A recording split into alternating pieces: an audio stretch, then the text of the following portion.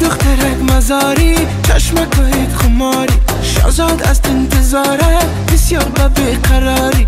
دیگر طاقت ندارم این همه انتظاری، دیگر طاقت ندارم این همه انتظاری.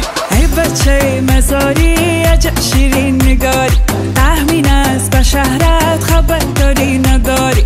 بیا که بگیریم چند عکس های یادگاری، بیا که بگیریم چند عکس های یادگاری.